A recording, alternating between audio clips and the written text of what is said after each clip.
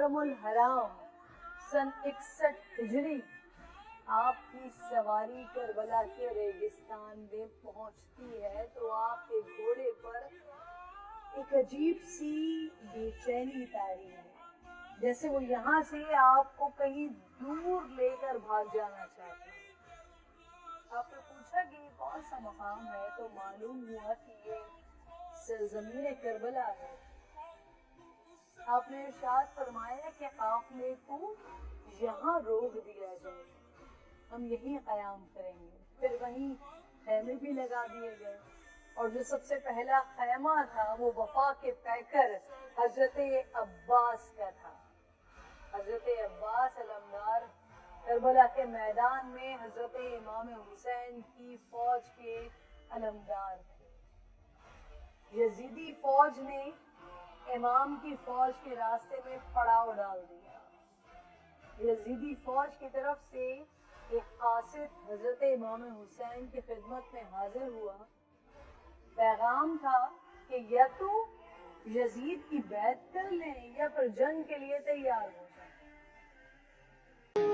حسین وہ جو شبیہ نبی ہے، حسین وہ جن سے رسول کریم کو جنت کی خوشبو آتی ہے، حسین وہ کہ جن کو منبر پر مٹھائے بغیر صدیق اکبر خطبہ نہ دیتے، حسین وہ کہ جن سے عمر فاروق لکھوائیں کہ ہم آپ کے غلام ہیں، حسین وہ جو کہیں بے شک میں شہادت کو سعادت اور خوشبختی اور ظالموں کے ساتھ زندگی گزارنے کو اپنے لیے ہلاکت اور آر سمجھتا ہوں، حسین وہ جو کہیں تم یہ جان لو کہ میں انصار اور اصحاب کم ہونے کے باوجود بھی حق کے لیے جنگ کروں گا، حسین وہ جو کہے جس حکمران کو رعایا کی تکلیف دیکھ کر بھی نیند آ جائے اس سے اللہ ریاکاری اور ظلم کا حساب لیں گے، اور جو رعایا حکمرانوں کے ظلم بددیانتی پر ان کی حمایت کریں وہ نیک ہونے کے باوجود ان حکمرانوں کے ساتھ اللہ کا عذاب جھیلیں گے، اور موت سے پہلے اللہ ایسے حکمرانوں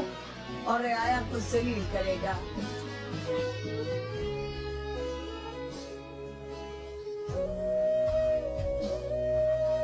جہاں شہادت کی تاریخ رقم کی جائے گی وہاں کربلا کا نام سر فہرست ہوگا۔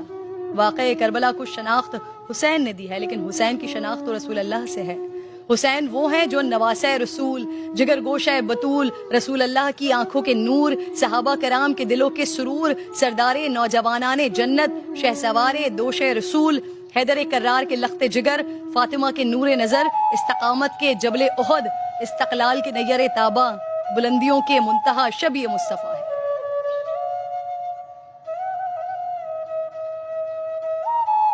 میدان کربلا میں میرے امام اور ان کے گھرانے کو بھوکا پیاسا رکھا گیا، سروں کو کاٹ کر نیزوں پر چڑھایا گیا۔ کیا یہ ظلم و ستم رک نہیں سکتا تھا؟ کیا امام حسین کے پاس جھک جانے کا آپشن نہیں تھا؟ لیکن وہ جانتے تھے کہ یہاں جھک جانے سے حسین بچ جائے گا، لیکن اللہ کا قانون، نبی کی شریعت سب پامال ہو جائے گی۔ اسی لیے کہا جاتا ہے کہ اسلام زندہ ہوتا ہے ہر کربلا کے بعد۔ اپنی ذات پر ذات خدا کو ترجیح دینا کوئی حسین سے سیکھے، اپنی آل اولاد سے بڑھ کر نبی پاک سے محبت کرنا کوئی حسین سے سیکھے، دین کی خاطر قربانی دینا کسے کہتے ہیں یہ کوئی حسین سے سیکھے۔ 8 محرم الحرام ہے، عاشور کا دن قریب ہے۔ ان تاریخوں کے قریب آتے ہی حضرت امام حسین رضی اللہ تعالیٰ عنہ اور آپ کے 72 جانثاروں کی قربانیاں اور وفا شعاریوں کی لازوال داستان کا خیال خود بخود دل و دماغ میں گونجنے لگتا ہے۔ کربلا کی فضائیں اور ہوائیں آج بھی ان انمول جذبوں کی امین ہیں جو حسین علیہ السلام بن علی اور آپ کے جانثاروں، سرفروشوں اور جابازوں کے سینوں، جہاں